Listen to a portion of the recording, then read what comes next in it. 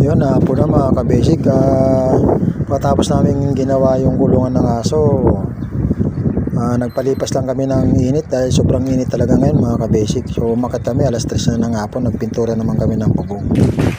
So yun, yung bunsong anak ko nasa dulo, pinipinturahan niya na dun sa may baba.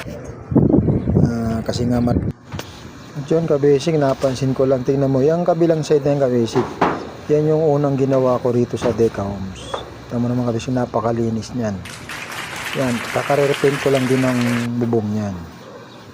Yung last year ko pa pinturan. Tignan mo tong kabila kabasic, hindi naman sa nag-ano tayo ng trabaho ng decoration naman naman ginagawa kabasic.